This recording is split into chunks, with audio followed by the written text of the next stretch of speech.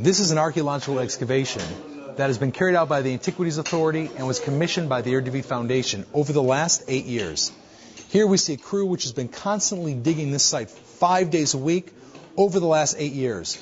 The archaeological layer began all the way over our head at the top of the mountain, and one can see how we have sifted down through the archaeological earth to where these gentlemen are standing today.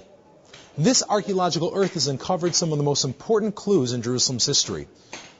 Just recently, in September of 2005, a series of bulot, or stamps, were found in this area with names on them from the First Temple period in Jerusalem. An RSVP from the people who used to be living there at that time period.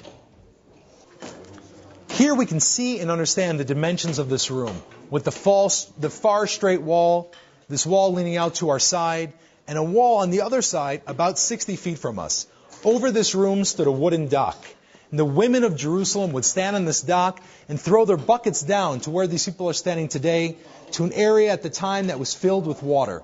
This was the well of Jerusalem, and this was the place where the maidens of Jerusalem would gather to discuss the affairs of the city, the holidays, their husbands and their families. The men were at the gate and the women were at the well. This appears numerous times in the Bible in what is known as Habricha Elona, or the upper pool. The greatest point where this appears in the Bible is in the second book of Kings, chapter 18, line 17. And it says here that the king of Assyria sent Tartan and Rav-Saris and Rav-Shakeh from Lachish to King Hezekiah. Lachish, or Lachish, was a city that the Assyrians had conquered within Israel. The Assyrians were reigning throughout the world in 700 BCE. They come to Jerusalem and they surround the city.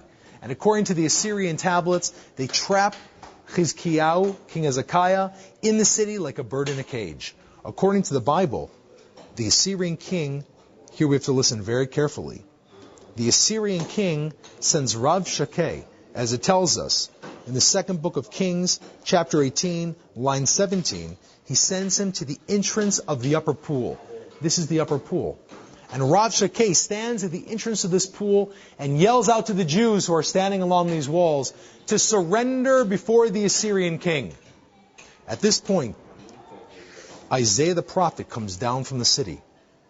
He stands in the very pool and he gives prophecy, as we find in the book of Isaiah.